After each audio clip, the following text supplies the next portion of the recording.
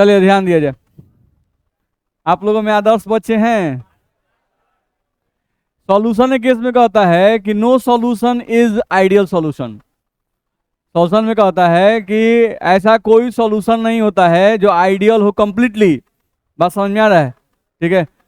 Ideal solution generally नहीं पाए जाते हैं, वैसे ही आइडियल बच्चे भी नहीं पाए जाते हैं। बात समझ में आ रहा है? आइडियल का मतलब होता है ना कि किसी भी सिचुएशन में एक प्रकार का बिहेवियर दिखाना, नहीं किसी परिस्थिति में एक प्रकार का बिहेवियर दिखाना नहीं। जैसे आपको एक झापड़ कोई मार दिया तो भी आप खुश हैं, दूसरा झापड़ मार दिया तो भी आप खुशी हैं। बात समझ में आ रहा है? यानी परिस्थितियां बदली जाए फिर भी आपका नेचर अगर नहीं बदले, बात समझ में आ रहा है, तो आप आइडियल हैं।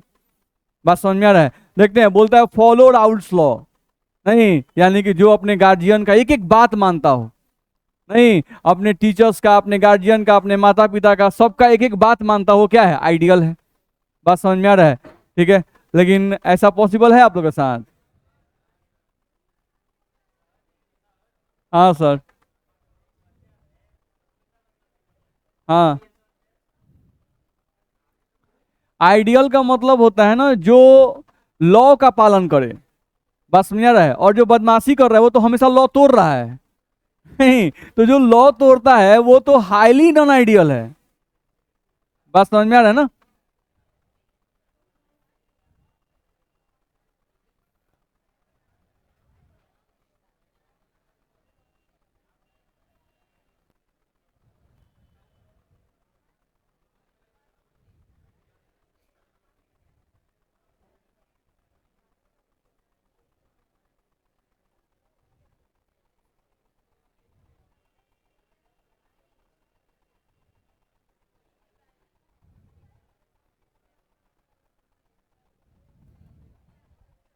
चलिए, तो आज का टॉपिक हम लोग का है इसमें ideal solution and non ideal solution.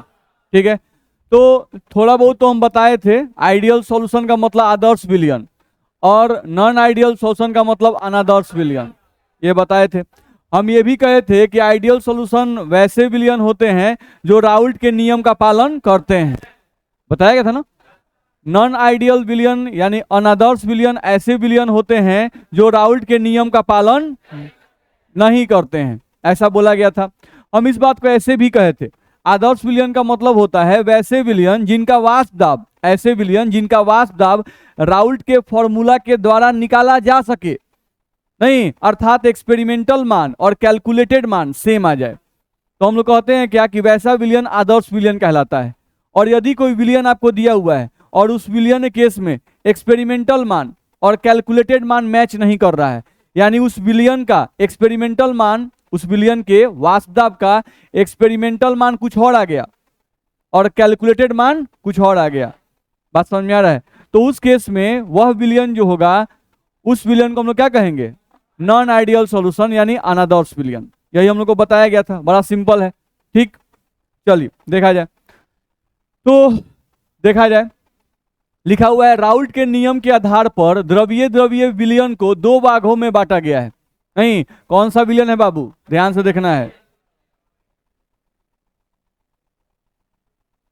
यहां से आपको लिखा हुआ है द्रव्य द्रव्य विलयन, नहीं तो द्रव्य द्रव्य विलयन का मतलब विलायक भी द्रव्य हो और विलय भी क्या हो? द्रव्य हो।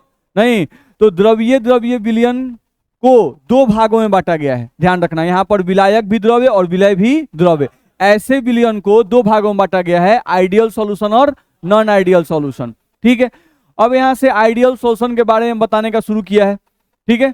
आइडियल सॉल्यूशन के लिए यानी आइडियल सॉल्यूशन के लिए आइडियल सॉल्यूशन के वाष्प दाब का फॉर्मूला राउल्ट ने दिया था, PS बराबर P0A से प्लस P0B ये फॉर्मूला किसने दिया था?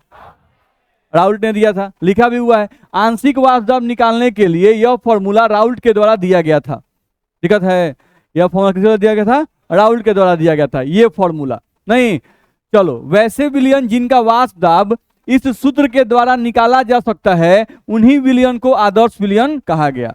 नहीं, यानी वैसे विलयन जिनके वाष्प दाब को आप इस फॉर्मूला के द्वारा निकाल सकते हो उस विलयन को ही क्या कहेंगे? आदर्श विलयन, ध्यान रखना है। चलिए, क्या हुआ देखा जाए। यहाँ लिख रहा है कि अर्थात वैसे विलयन जो राउल्ट के नियम का पालन करते हैं आदर्श विलयन कहलाते हैं। बोल सकते हैं यहाँ पर नहीं, यानी एक्सपेरिमेंटल वैल्यू बराबर कैलकुलेटेड वैल्यू, इतना में दिक्कत है, कह सकते हैं ना। तो आइडियल सॉल्यूशन के बारे में इतनी बातें हम पढ़ा चुके हैं कि नहीं पढ़ा चुके हैं? पढ़ा चुके हैं, ध्यान रखना है। चलो आगे बढ़े हम लोग। जितना चल रहा है उतना चलने दीजिए, बाकी छोड़िए, डिस्टर्ब होता है ना, बार बार क्लास में डिस्टर्ब होने लगता है। यहाँ पर ध्यान दिया जाए, देखिए यहाँ पर हम लोग को यहाँ से कहा जा रहा है कि लेकिन प्रायोगिक रूप से कोई भी विलयन आदर्श विलयन नहीं होता है। ध्यान रखना है, यहाँ पे क्या बोल रहा है कि प्रायोगिक रूप से कोई भी विलयन आदर्श विलयन नहीं होता है। नहीं, जो हम लोग अभी बोल भी रहे थे, सामान्यतः तनु विलयन आदर्श विलयन की तरह व्यवहार दिखाते हैं। क्या बोल रहा है ये?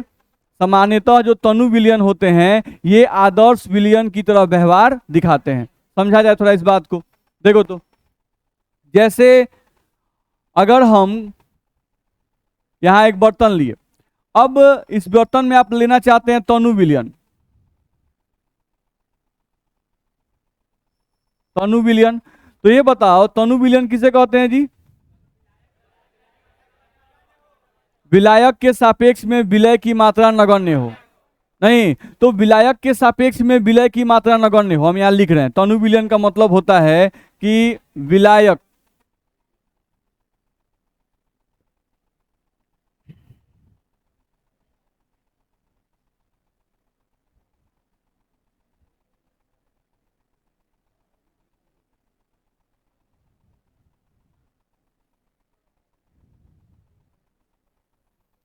विलायक के सापेक्ष में विलय की जो मात्रा हो क्या हो? नगण्य हो।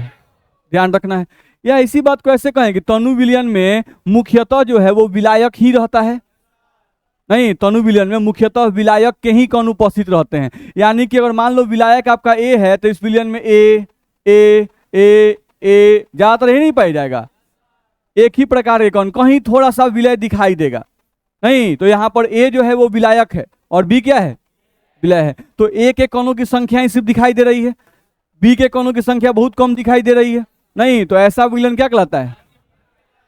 तनु विलयन। नहीं, अच्छा, तो तनु विलयन में अगर देखा जाए तो तनु विलयन में ज्यादातर विलायक के कण ही दिखाई दे रहे हैं, तो हम बोल सकते हैं क्या कि तनु विलयन में ए आकर्षण बल बराबर ए बी आकर्षण बल बराबर बी बी आकर्षण बल होगा कि नहीं होगा? होगा। किसी भी विलयन में तीन प्रकार का आकर्षण बल पाया जाता है, विलायक विलायक आकर्षण बल, विलायक विलय आकर्षण बल और विलय विलय आकर्षण बल। तीन प्रकार का आकर्षण बल पाया जाता है। नहीं, अब हम बोल रहे हैं कि तनु विलयन केस में ये तीनों आकर्षण बल समान होगा। तनु विलयन केस हम क्या कर रहे हैं? ये तीनों आकर्षण बल समान होगा। क्यों कह रहे हैं? समझो इस बात को, क्यों कह रहे हैं? क्योंकि इसकी मात्रा नगण्य है, इसकी मात्रा भी नगण्य है। तो एक तरह से समझो तो तुम्हारे तनु विलयन में सब है कौन? मेरी बात समझ आ रही है? तो हम ऐसा कहें कि तनु विलयन में जितने भी आकर्षण बल होते हैं कणों के बीच में वो समान प्रकार के होते हैं। नहीं, क्योंकि इसमें ज्यादातर तो एक ही प्रकार के कण है। अब यहाँ पर ए और ए के बीच का जो आकर्षण बल है, मान लो इसके आकर्षण बल का मान तुमको 10 जूल है। नहीं, यहाँ पर आकर्षण बल का मान कितना होगा? 10 ही जूल होगा। यहाँ पर आकर्षण बल का मान कितना होगा? 10 ही जूल होगा, क्योंकि समान प्रकार के ही कण है ना जी। मेरी बात समझ में आ रही है? नहीं, तो अगर सभी कण समान प्रकार के होंगे तो सभी आकर्षण बल क्या होंगे? समान होंगे। नहीं, इसीलिए हम लोग बोल रहे हैं कि तनु विलयन में ए आकर्षण बल बराबर ए बी आकर्षण बल बराबर बी बी आकर्षण बल होगा। नहीं, इन आकर्षण बल को भी लगभग बराबर मान लिया गया। इसके क्यों मान लिया गया? क्योंकि ये है ही नहीं ना, ये है ही नहीं, ना के बराबर है। तो क्या सभी आकर्षण बल समान मान सकते हैं? मान सकते हैं। तो यहां से अब दिमाग में गया, अच्छा, आइडियल सॉल्यूशन आदर्श विलयन एक ऐसा विलयन है जिसमें सभी प्रकार के आकर्षण बल क्या होते हैं? समान होते हैं। नहीं, तो एक तो आदर्श विलयन का आपको ये समझ में आया कि आदर्श विलयन ऐसा विलयन है जो राउल्ट के नियम का पालन करता है। आदर्श विलयन एक ऐसा विलयन है जिसके वास्तव का मान राउल्ट के फॉर्मूला के द्वारा निकाला जा सकता है। आइडियल सॉल्यूशन एक ऐसा विलयन है जिसमें प्रायोगिक मान और यानी एक्सपेरिमेंटल मान और कैलकुलेटेड मान समान चला आता है, नहीं वो आइडियल सॉल्यूशन है। एक और समझ में आया कि आइडियल सॉल्यूशन एक ऐसा विलयन है जिसमें सभी प्रकार के आकर्षण बल क्या होते हैं, समान होते हैं। सामान्यतः आइडियल सॉल्यूशन जो होंगे वो कौन होंगे, तनु विलयन होंगे, क्योंकि तनु विलयन में ही ये संभव है कि सभी प्रकार के आकर्षण बल क्या हो जाए, समान हो जाए। ये सब बुझा रहा है नहीं? तो ये हम लोगों का आइडियल सॉल्यूशन के बारे में इतना बात हम लोग को बताया गया। ठीक है, आगे बढ़ते हैं। जैसे हम लोग को देखा जाए तो एक बात ये बोला गया, दूसरा यहां पर ध्यान दो, इस पॉइंट को थोड़ा सा लिखा हुआ है कि जब विलायक तथा विलय की संरचना, जब विलायक तथा विलय की संरचना स्ट्रक्चर तथा ध्रुवता लगभग समान हो तो वैसे विलयन भी आदर्श विलयन की तरह व्यवहार दिखाते हैं। नहीं तो आदर्श विलयन कौन सा विलयन हो सकता है, आदर्श विलयन यानी कौन से ऐसे विलयन हैं जो राउल्ट के फॉर्मूला का पालन करेंगे। तो एक तो समझ में आ गया तनु विलयन, नहीं एक समझ में आ गया तनु विलयन, क्योंकि उसमें सभी प्रकार के आकर्षण बल क्या होते हैं, समान होते हैं। नहीं तो एक तनु विलयन आदर्श विलयन हो सकता है। दूसरा कह रहा है कि वैसे विलयन जिसमें विलायक और विलय का संरचना क्या हो, लगभग समान हो, विलायक और विलय का संरचना क्या हो, लगभग समान हो, या विलायक और विलय की जो पोलरिटी है, ध्रुवता, वो भी क्या हो, समान हो। ध्यान रखना है। नहीं जैसे एग्जांपल दिया गया, मान लो बेंजीन और टॉलिन, देखो तो हम लोगों को आइडियल सॉल्यूशन का एग्जांपल दिया गया।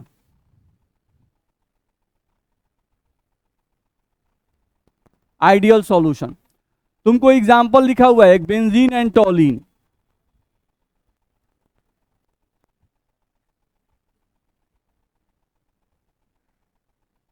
ये दिया गया। नहीं तो बेंजीन का फॉर्मूला हम लिखते हैं C6H6, चलो, और टॉलिन का फॉर्मूला लिखते हैं C6H5CH3, यही तुम्हारा टॉलिन है। नहीं तो बेंजीन और टॉलिन का मान लो फॉर्मूला तुमको दे दिया हुआ है। देखो तो ये भी तुमको बना हुआ है कार्बन और हाइड्रोजन से बना हुआ है। कार्बन और हाइड्रोजन के अलावा कुछ और भी है क्या, नहीं है। तो अगर कोई यौगिक सिर्फ कार्बन और हाइड्रोजन से बना हुआ हो तो ऐसे यौगिक को हम लोग नॉन पोलर कहते हैं, नॉन पोलर, या हिंदी में कहें तो अध्रुवीय कहते हैं। तो ये आपका नॉन पोलर है। अच्छा यहां देखो तो इसमें कार्बन हाइड्रोजन के अलावा और भी कुछ है क्या, नहीं है, तो ये भी आपका कैसा है, नॉन पोलर है। ध्यान रखना है। तो ऐसा देखा गया कि नॉन पोलर और नॉन पोलर यौगिकों को अगर एक्स में मिक्स किया जाए, ध्यान रखना है बेंजीन भी आपका लिक्विड है और टॉलिन भी आपका लिक्विड है, यानी ये भी द्रव अवस्था में, ये भी द्रव अवस्था में, ध्यान रखना है। तो दोनों का प्रॉपर्टी मैच कर रहा है कि नहीं मैच कर रहा है, मैच कर रहा है। हम ये नहीं बोले कि पूर्णतः मैच करे, लगभग समान होना चाहिए। नहीं तो ऐसे विलायक और विलय को भी अगर आपस में मिक्स किया जाए तो इनको मिक्स करने पर भी जो विलयन आपका बनता है, जो सॉल्यूशन बनता है, उस सॉल्यूशन को हम लोग आइडियल सॉल्यूशन कह सकते हैं। बात समझ में आ रहा है?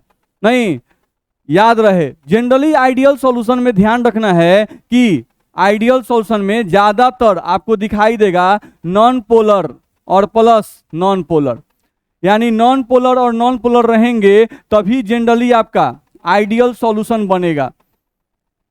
ध्यान रखना है, ध्रुवता समान होने का मतलब, गलती से भी ऐसा मत मान लीजिएगा कि सर ध्रुवता का मतलब अगर एक विलायक पोलर हो और अगर विलय भी पोलर हो सर, नहीं तो क्या उसको भी आइडियल सॉल्यूशन कह देंगे, नहीं, तो यहां पर इसको आइडियल सॉल्यूशन नहीं कहेंगे, यही आइडियल सॉल्यूशन कहलाएगा।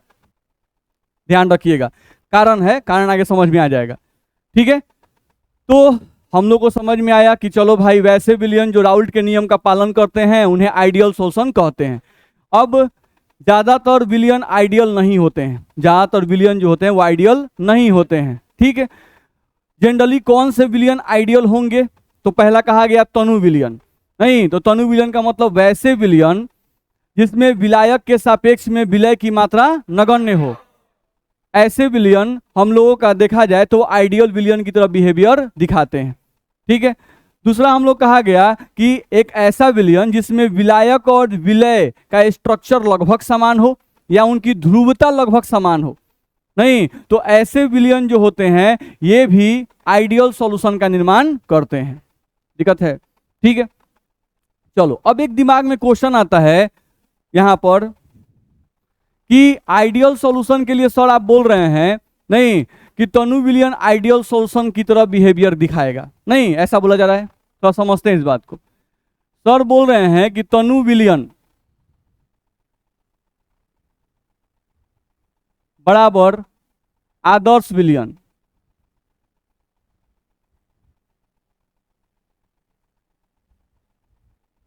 समझो, यही ना बोले हम, तनु विलियन बराबर आदर्श विलियन। तो थोड़ा फील नहीं हो रहा है नहीं कि सर तनु विलियन आदर्श विलियन कैसे हो गया, बस में तो थोड़ा समझा जाए इस बात को, देखा जाए।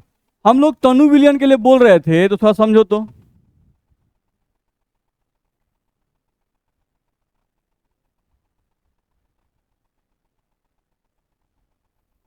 यहां पर आप ले लिए तनु विलियन, इसमें आप जो लिए हुए हैं वो आपका क्या है, तनु विलियन है। चलो इसमें विलायक नगण्य है बाबू, विलायक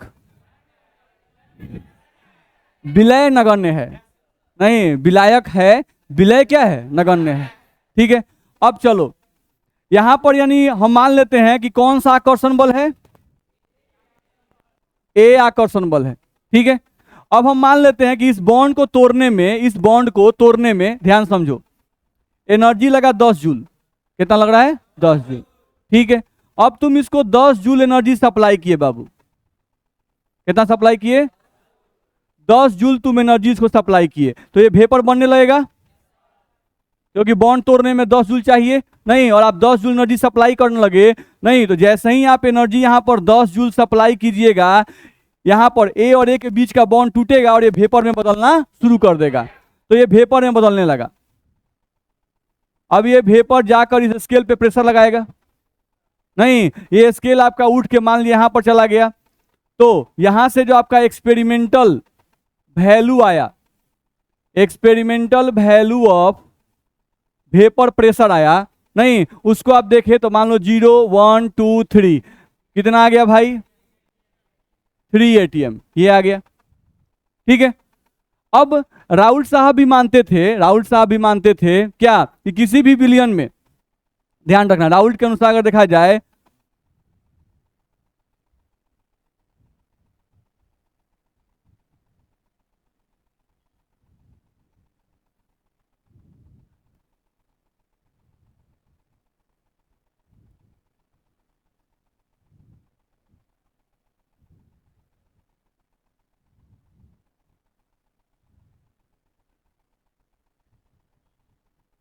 देखा जाए तो यहां से कहा गया राउल्ट के अनुसार किसी भी विलियन में वो क्या मानते थे, ए आकर्षण बल बराबर ए बी आकर्षण बल बराबर बी बी आकर्षण बल।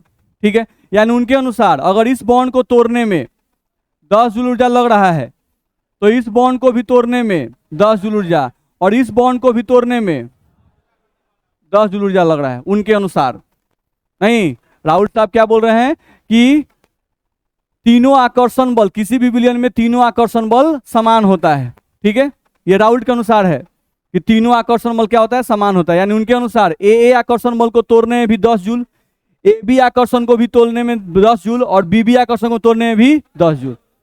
अब खुद सोचो कि क्या ये संभव है, क्या ये संभव है कि सभी विलयन में जितना विलायक विलायक के बीच आकर्षण बल है उतना ही विलायक और विलय के बीच का भी आकर्षण बल होगा, और उतना ही विलय विलय के बीच का भी आकर्षण बल होगा? ये क्या पॉसिबल है? तो ये पॉसिबल नहीं है, तो ये मानना ही गलत हो गया। नहीं, बहुत कम ऐसे विलियन होंगे जिस केस में ये पॉसिबल होगा। तो राउल्ट का फॉर्मूला सभी प्रकार के विलियन पर लागू नहीं हुआ। नहीं, क्यों लागू नहीं हुआ? क्योंकि उनका पहला जो कन्वेंशन था वो कन्वेंशन ही क्या है, गलत है। बात समझ में आ रहा है? नहीं, तो राउल्ट के अनुसार किसी भी विलियन में ये उन्होंने मान लिया। नहीं, लेकिन हम यहां पे क्या लिखेंगे, लेकिन ये प्रत्येक विलियन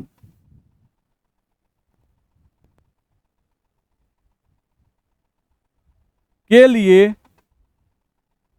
सही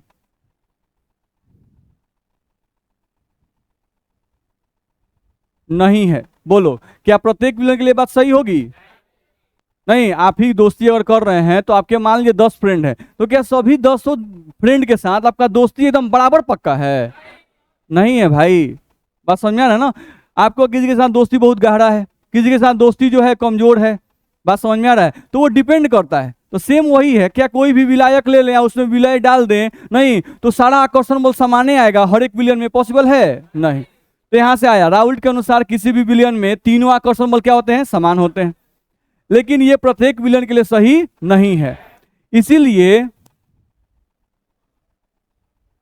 इसीलिए राउल्ट का फॉर्मूला,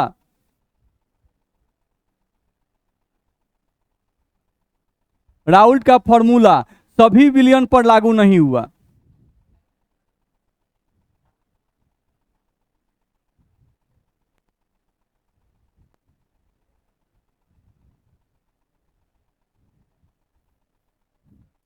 ठीक है। अब जिस विलियन के केस में यह बात सही होगा उसी पर राउल्ट का फॉर्मूला लगेगा। नहीं तो ये बात जो है किस विलियन पर लागू होगा? तनु विलियन पर, क्योंकि इसमें विलय की मात्रा क्या है? नगण्य है। मेरी बात समझ में आ रही है? चलिए अब यहां से समझने की कोशिश कीजिए। हम लोग यहां से ले लिए कि भाई इसको तोड़ने में, ए और ए के बीच का बॉन्ड तोड़ने में कितना एनर्जी लगा? 10 जूल। तो एक्सपेरिमेंटल वैल्यू आ गया आपको 3 एटीएम। नहीं, अब आपको कैलकुलेटेड वैल्यू जब निकाला गया, कैलकुलेटेड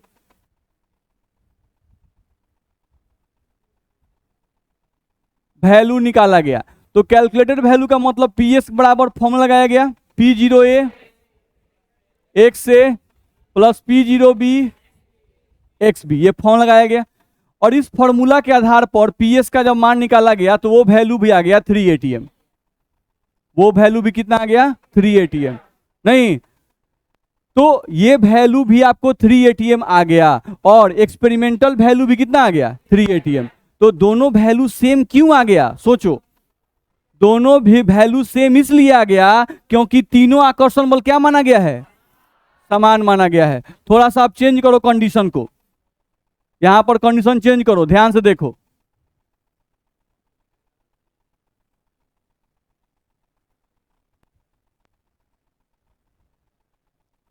चलो अब ये जो हम लिए हुए हैं, ये अब ले लिए हम सांद्र विलयन। हम क्या ले लिए? सांद्र विलयन। अब तनु विलयन नहीं ले रहे हैं। ठीक है। सांद्र विलयन में हम लोगों का देखो तो 3 तरह के आकर्षण बल, ए आकर्षण बल, ए बी आकर्षण बल और बी बी आकर्षण बल, 3 तरह का आकर्षण बल पाया जाएगा। अब क्या ये तीनों आकर्षण बल सांद्र विलयन में सेम होंगे? नहीं होंगे। मेरी बात समझिए। जैसे आप मान लो एक बर्तन में पानी ले लो, नहीं एक बर्तन में पेट्रोल ले लो, ठीक है, तो पानी और पानी के बीच में आकर्षण बल है, इसलिए पानी गाढ़ा होता है। नहीं, पेट्रोल और पेट्रोल के बीच का आकर्षण बल क्या होता है? कम होता है, इसलिए पेट्रोल जो होता है वो हल्का होता है। होता है कि नहीं होता है? जिसके कणों के बीच में आकर्षण ज्यादा होगा वो गाढ़ा होगा, और जिसके कणों के बीच में आकर्षण बल कम होगा वो हल्का होगा। तो पेट्रोल हल्का होता है और पानी गाढ़ा होता है पेट्रोल के सापेक्ष में। ठीक है। तो पेट्रोल के पानी के कणों के बीच में आकर्षण बल ज्यादा, पेट्रोल के कणों के बीच में आकर्षण बल कम। क्या ये दोनों आकर्षण बल समान है बाबू? नहीं है। आप कैसे सेम मान ले रहे हो? यही पे गलती है राउल्ट्स। अब मान लो पेट्रोल को उठा दिए और पानी में डाल दिए, तो पेट्रोल को जब पानी में डाल दिए, नहीं तो पेट्रोल और पानी एक दूसरे को पसंद करते हैं? नहीं। यानी कि यहां पर विलायक और विलय के बीच का आकर्षण बल मजबूत होगा कि कमजोर होगा? कमजोर होगा। तो यहां पर क्या हुआ कि आप विलायक में विलय डाल दिए, विलायक में विलय डाल दिए, नहीं, और यहां पर आप मान लिए कि भाई विलायक में जब विलय को डाले, तो यहां पर हम थोड़ा इसको ऐसे लिखें, देखो तो विलायक में विलय डाल दिए तो आपके अनुसार आ गया ए बी आकर्षण बल। ये कमजोर आ गया किससे? ए आकर्षण बल से। नहीं, ये हो गया पानी और ये हो गया पेट्रोल। नहीं, तो पानी और पेट्रोल के बीच में आकर्षण बल होता है? नहीं होता है। तो नहीं होता है तो ये आकर्षण बल कमजोर कि मजबूत? तो ये कमजोर हो गया। अच्छा, यहां आइए, पानी और पानी, तो ये मजबूत होगा नहीं। तो हम यहाँ देखिए, यहाँ लिख रहे हैं वीक बॉन्ड। वीक बॉन्ड का मतलब, और ये बॉन्ड क्या होगा? Strong bond. समझने के लिए हम लोग मान लिए हैं कि ए जो है, समझने के लिए माने हैं, ध्यान रखना, ए जो है वाटर है और बी को क्या माने हैं? पेट्रोल। ध्यान रखिएगा, हम एक वर्ड बोल रहे हैं समझने के लिए, ये नहीं कि एग्जाम्पल इसको बना दीजिएगा। चलिए, तो ये हो गया आपका पानी और पेट्रोल के बीच का आकर्षण, यानी पानी में पेट्रोल को हम मिला दिए, आकर्षण बल कमजोर हो गया, और ए आकर्षण बल क्या हो गया? मजबूत है। चलो, अब इनके बीच का आकर्षण बल कमजोर है, तो इसको तोड़ने में एनर्जी लग रहा है 5 जूल। कितना लग रहा है? 5 जूल। इसका ए वाला अभी पढ़े हैं 10 जूल, इसको तोड़ने में कितना लग रहा है? 10 जूल। ठीक है, मेरी बात समझ में आई?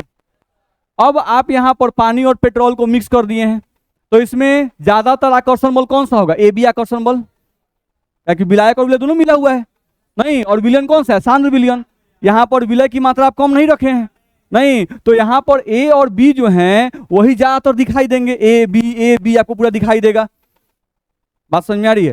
तो अब आप इस विलयन को हीट कीजिए। अब इस विलयन को हीट कीजिएगा तो बताइए, यह विलयन वाष्प 5 जूल पर बनाएगा कि 10 जूल पर? 5 जूल पर बनाना शुरू कर देगा। ध्यान रखना है, अब ये वाष्प कितना जूल बनाएगा? 5 जूल पर। तो हम देखो यहाँ पे लिख रहे हैं 5 जूल, यानी हम लिख रहे हैं, देखो यहाँ पर, यह विलयन कितना जूल पर? 5 जूल पर वाष्प बनाएगा। बनाएगा कि नहीं बनाएगा? 5 जूल पर बॉन्ड टूट गया, ए और बी के बीच का बॉन्ड, इसमें ए है और बी है, इसके बीच का बॉन्ड 5 जूल पर टूट गया। तो 5 जूल पर बॉन्ड टूट गया, तो 5 जूल पर ये वाष्प बनाने लगा, और ये वाष्प जाकर इस स्केल पर धक्का मारने लगा। मारेगा कि नहीं मारेगा? मारेगा। तो ये स्केल चला गया और चल के यहाँ पर आ गया। तो मान लें यहाँ 0 था, यहाँ 1 था, यहाँ 2 था, तो यहाँ प्रेशर कितना आ गया? 2 atm आपको प्रेशर आ गया। बोलो, दिक्कत है? नहीं, यहाँ प्रेशर कितना आ गया आपको? 2 atm। अब चलो, तो इसका वैल्यू आ गया 2 atm। 5 जूल पर वाष्प बनना शुरू हो गया। और राहुल साहब ये वाला आकर्षण बल मानते हैं कि ये वाला आकर्षण बल मानते हैं? ये वाला, क्योंकि वो समझते हैं जो विलायक आकर्षण बल होता है वही सब वो आकर्षण बल होता है, क्योंकि विलायक क्या है? ज्यादा होता है, वो मानते थे। नहीं, तो उनके अनुसार वाष्प कितना वो बनेगा? 10 जूल पर। यहाँ पर वाष्प कितना जूल बनने लगा? तो वो अपना गुना भाग 5 जूल पर करेंगे कि 10 जूल पर? वो अपना गुना भाग शुरू करेंगे 10 जूल पर, क्योंकि वो यही मानते हैं। तो अगर वो 10 जूल पर गुना भाग शुरू करेंगे, तो ये बताइए कि एक्सपेरिमेंटल मान जो आएगा और उनका 10 जूल पर जो कैलकुलेटेड मान आएगा, उससे आएगा? नहीं आएगा। मेरी बात समझ में आ रही है? तो गलती कहाँ हो रही है, बुझा रहा है? नहीं, सभी आकर्षण बल को समान मान लेना ही गलत था। क्या बोल रहे हैं? बेसी गलत हो गया। बात समझ में आ रहा है? वो सभी आकर्षण बल को समान मान लिए, यही गलत हो गया। ध्यान रखना है। वो समझते थे कि विलयन में विलायक ज्यादा होते हैं, अब विलय की मात्रा कम होती है, तो हम मुख्यतः काहे नहीं विलायक आकर्षण बल को मान के ही अपना फॉर्मूला दे दें। तो उन्होंने अपना विलायक आकर्षण बल मान के ही फॉर्मूला दे दिया। नहीं, लेकिन मालूम चला कि विलायक में जब विलय डालते हैं तो उनके बीच का आकर्षण बल मजबूत भी हो सकता है, कमजोर भी हो सकता है। नहीं, अगर कमजोर होगा तो कमे ताप पर वाष्प बनना शुरू, नहीं, कम ताप पर ही वाष्प बनना शुरू। बस में अब सोचो, राहुल से कोई कहता इस विलयन के केस में राहुल से कोई कहता कि सर बताइए 5 जूल एनर्जी सप्लाई कर दिए हैं, वाष्प दाब कितना? तो राहुल साहब कहेंगे अरे 5 जूल पे कहाँ वाष्प बनेगा, 10 जूल आने का इंतजार करो तब वाष्प बनेगा। तले यहाँ पे स्केल उठ रहा है, तो कहेगा पगला गए हैं? नहीं, बोलेगा स्केल यहाँ उठ रहा है, आप बोल रहे हैं कि 10 जूल का इंतजार कीजिए। तो राहुल साहब बोलेंगे सही में स्केल उठ रहा है? हाँ जी उठ रहा है, यानी फॉर्मूला में कुछ गड़बड़ा गया। मेरी बात समझ में आ रही है? नहीं, तो यहां पर यह ध्यान रखना होगा कि सभी आकर्षण बल को समान मानना क्या है? गलत है। तो कुछ समझ में आया होगा? नहीं, तो ये बात ध्यान रखना होगा। ऐसे ये सब उतना पूछता नहीं है, मेनली आपका आता है कि आइडियल सॉल्यूशन क्या है और आइडियल सॉल्यूशन के गुणों के बारे में बताएं, और आइडियल सॉल्यूशन जो है नहीं उसके एग्जाम्पल्स के बारे में बताएं। तो ये हो गया कि आप रट के पढ़ लीजिए, याद कर जाइए बस। नहीं, लेकिन क्यों पालन करता है, क्यों नहीं पालन करता है, ये आपको किसी बुक में नहीं मिलेगा, आप खोज के रख जाइएगा। बोलिए सर। हैं? बिल्कुल, उन्होंने नहीं प्रयास किया, लेकिन आगे चल के हम लोग को मिलेगा वांट ऑफ फैक्टर। नहीं तो दूसरा कोई जब आता है ना तो उसको सुधार करके बताएगा आपको। तो ये है हम लोग का है। जानते हैं बहुत मेहनत लगता है एक फॉर्मूला को लाने में, बात समझ में आ रहा है। और फिर वो जो फॉर्मूला जब टूटता है ना तो थोड़ा सा दिल भी टूट जाता है तो उस केस में बहुत कम लोग ऐसे हैं जो फिर से उठ के मेहनत कर पाते हैं। नहीं, और कुछ लोग हैं जैसे राहुल साहब का भी कंट्रीब्यूशन रहा है फॉर्मूला सुधारने में, लेकिन वो दूसरे वैज्ञानिक को भी ऐड अप कर लिए, वांटॉप साहब को, बॉयल साहब को ऐड कर लिए और ऐड करके उस फॉर्मूला में बाद में सुधार किए। बस में रहा है तो वो हम लोग पढ़ेंगे modification in the formula of Raoul's. ठीक है, फिलहाल के लिए समझ में ये आया कि राउल्ट का फॉर्मूला क्यों गलत साबित हो गया, इतना में दिक्कत। चलिए ध्यान समझिए। तो हम लोग फिर से ध्यान दें, देखो ideal solution, non ideal solution आपके बोर्ड एग्जाम में बहुत बार पूछ चुका है, इसीलिए हम इस पर ध्यान दिला के आपको बोल रहे हैं। फिर से हम लोग आ जाएं, हम लोग क्लास में याद जाता है आइडियल सोल्यूशन कोई बोल रहा है, आइडियल सोल्यूशन का मतलब वैसा विलयन जो राउल्ट के नियम का पालन करे, ऐसा विलयन जिसके वास्तव को राउल्ट के फॉर्मूला से निकाला जा सके, एक ऐसा विलयन नहीं जिसमें एक्सपेरिमेंटल मान और कैलकुलेटेड मान समान हो जाए। इतना में दिक्कत।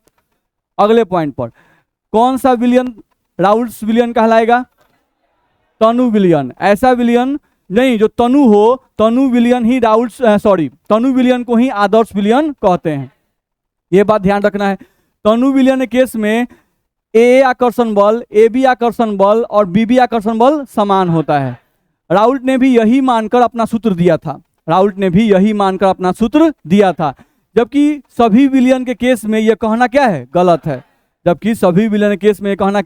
गलत है। इसीलिए राउल्ट के फॉर्मूला सभी विलयन के केस में लागू नहीं हुए।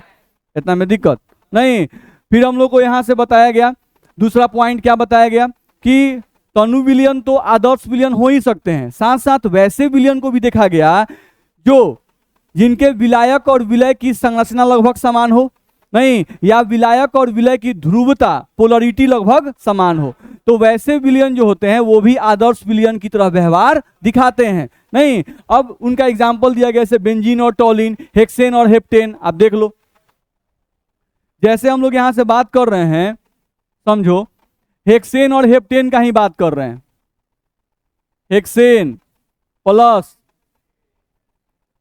हेप्टेन का हम लोग बात कर रहे हैं, तो हेक्सेन का फॉर्मूला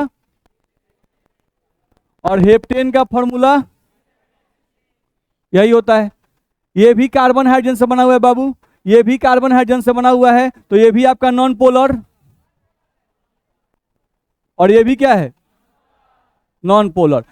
जो लोग भी कार्बन हाइड्रोजन से बने होते हैं क्या होते हैं? Non polar. नहीं, तो इन दोनों का स्ट्रक्चर भी लगभग मिलता जुलता है, क्योंकि ये भी ओपन चेन में स्ट्रेट चेन होता है, ये भी स्ट्रेट चेन होता है। बात समझ में आ रहा है? और दोनों की ध्रुवता भी मैच कर रही है। नहीं, तो ऐसा विलयन जो होगा वो क्या बनाएगा? आइडियल सॉल्यूशन आपका बनाएगा। मेरी बात समझ में आ रही है? तो यहां से ये बात हम लोग को ध्यान रखना है। तो एक दो एग्जांपल बस याद रखिएगा, पूरा एग्जांपल याद करना जरूरी नहीं है। जनरली आइडियल सॉल्यूशन के लिए याद रखिएगा non polar plus non polar, ज्यादातर वही आता है। कार्बन हाइड्रोजन कंटेनिंग कंपाउंड जो होते हैं, जो कार्बन और हाइड्रोजन से बने हो, वही सामान्यतः क्या होते हैं? Non ideal. बोलो दिक्कत है? आइडियल, तो हम भी तो आइडियल ही बोल रहे हैं। चलिए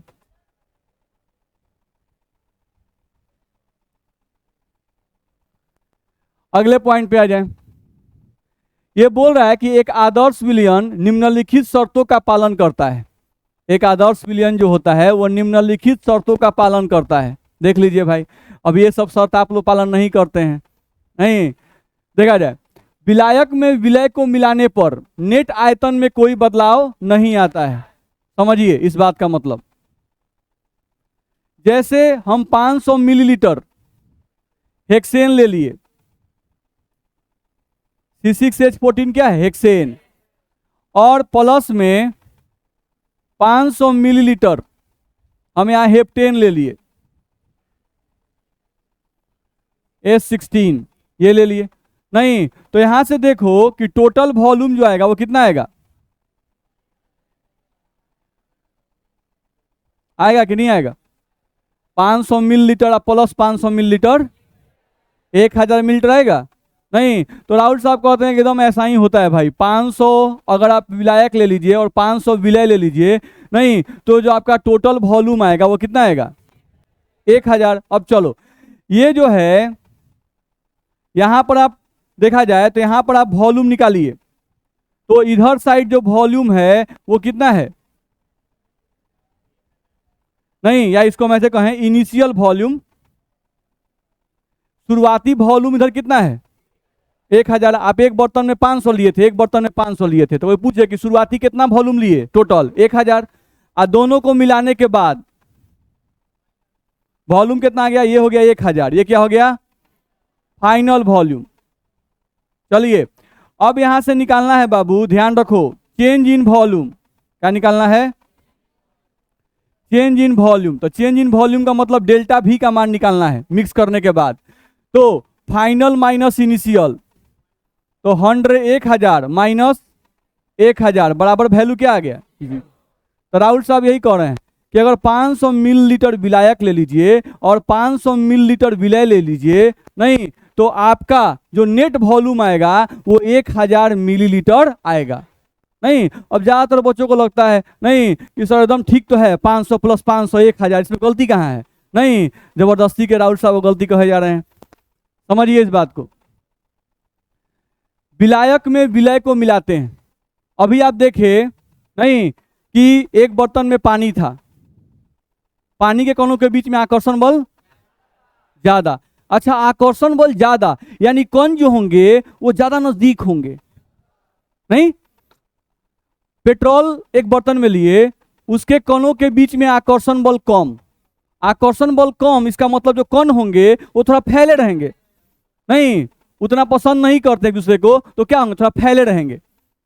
बस में रहा है, जब आकर्षण ज्यादा होता है तो कण क्या होते हैं, नजदीक चले आते हैं, एक दूसरे के बहुत नजदीक आ जाएंगे, और जितना ही नजदीक आएंगे उतना ही विलयन गाढ़ा हो जाएगा। बात समझ में आ रहा है। और पेट्रोल जो है हल्का है, तो हल्का है इसका मतलब अच्छा उनके कणों के बीच में आकर्षण बल कम है, आकर्षण बल कम तो दूरी ज्यादा, तो कण अगर दूर दूर रहेंगे तो वैसा लिक्विड हल्का होगा।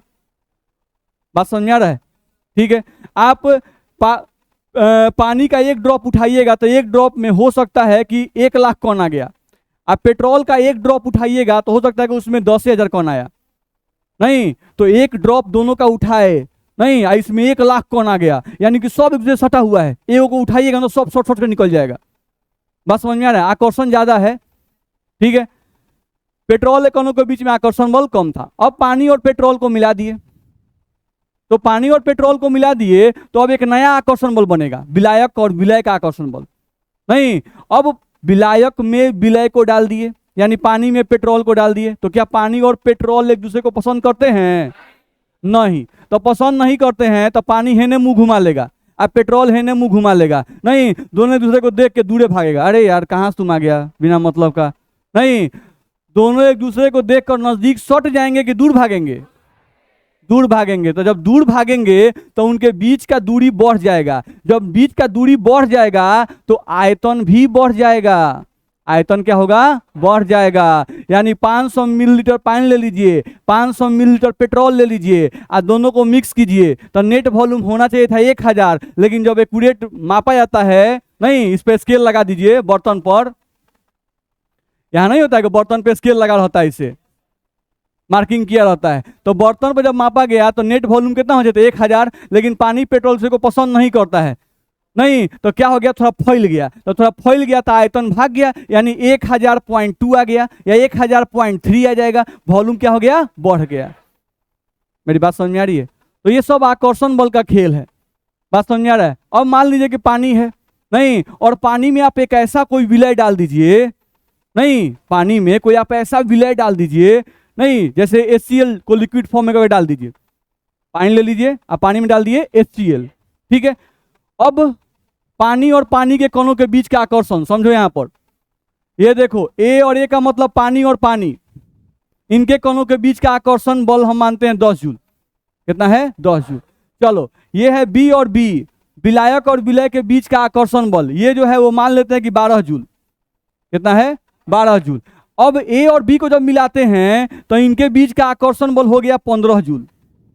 कितना हो गया 15 जूल। यानी ए और बी एक दूसरे को पसंद करते हैं।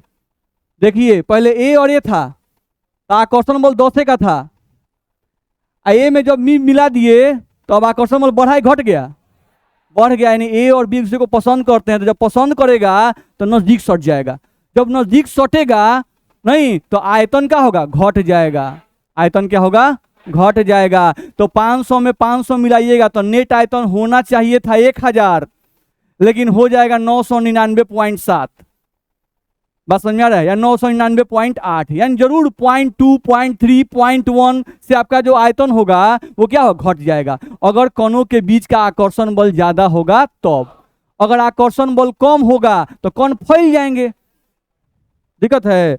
जैसे अपने बारे में सोचिए, एक बेंच हम लोग बनाते हैं 5 बच्चों के बैठने का, लेकिन देखिए कौनों पर 5 बैठा हुआ है, मैक्सिमम पर 4 को बैठा हुआ है। हाँ कौनों पर। अब सोचिए इस बात पर कितना डिपेंड करता है, थोड़ा सोचिए। जैसे एक बेंच बनाया गया 5 बच्चों को बैठने के लिए, नहीं तो आप लोगों को मतलब उपाय नहीं है इसलिए ना बैठ गए। अब सोचिए होता क्या है, एक बेंच पर 4 बच्चे बैठ गए, नहीं अब कोई 5वां बच्चा आ रहा है और उस 5वें बच्चे को एक बेंच के चारों बच्चे पसंद नहीं करते हैं, नहीं तो अगर पसंद नहीं करते तो सब फैल जाएगा, फैल के बढ़ जाएगा। वो आया घर से जगह लिख रहा है, इस पर जगह दिख रहा है आपको, दिमाग आपको है कि नहीं, जाइए कहीं और जगह देखिए, नॉर्मल बात है। और अगर इन चारों बच्चे, जैसे जनरली किसी बेंच पर जो बच्चे बैठते हैं वो अपना ग्रुप बना के ही बैठते हैं, ध्यान रखना है। तो अगर एक बेंच पर 4 बच्चे बैठे हैं, उनका कोई 5वां दोस्त आ गया, उसको जगह नहीं मिल रहा है, तो उस केस में वो फिर फैल जाएंगे, सिकुड़ जाएंगे, तुरंत सिकुड़ जाएगा। अरे बैठो ना, इसी में एडजस्ट कर लेंगे लोग, काहे चिंता कर रहे हो, आओ बैठो बैठो बैठो, नहीं ऐसा खसक जाओ, नहीं घसका के बैठा लीजिएगा, नहीं तो कणों के बीच में आकर्षण बल था तो आप सिकुड़ गए। बात समझ में आ रहा है। और जब आकर्षण बल नहीं है तो फैल गए। बात समझ में आ रहा है। तो जब फैल जाइएगा तो उस केस में क्या होगा, आयतन बढ़ जाएगा। जब सिकुड़ जाइएगा तो आयतन क्या होगा घट जाएगा। तो आकर्षण बल पे डिपेंड करता है कि नहीं करता है, करता है। तो वही बात हम लोग कहा गया। लेकिन राहुल साहब कहते थे कि कुछ फर्क नहीं पड़ता है, विलायक में विलय को मिलाइए, नहीं नेट आयतन एकदम उतना ही आएगा, जबकि रियलिटी में ऐसा नहीं होता है, ध्यान रखना है। नहीं राहुल साहब कहते कि नहीं विलायक में विलय को मिलाइए, कुछ आयतन में फर्क नहीं पड़ेगा। क्या फर्क पड़ेगा कि नहीं पड़ेगा, पड़ेगा। तो आइडियल सोल्यूशन का एक और प्रॉपर्टी मालूम चला कि आइडियल सोल्यूशन का जो नेट आयतन होता है उसमें बदलाव क्या होता है, शून्य। यानी जितना विलायक और विलय का इनिशियल वॉल्यूम और फाइनल वॉल्यूम को जब घटाइएगा तो नेट वॉल्यूम क्या आएगा 0, यानी नेट आयतन में कोई भी बदलाव नहीं आएगा, ऐसा राउल कहते थे। और वही विलयन आदर्श विलयन कहलाएगा। नहीं यहां पे आ जाइए, विलायक में विलय को मिलाने पर एंथैल्पी में कोई बदलाव नहीं होता है। एंथैल्पी का मतलब ऊर्जा, उष्मा।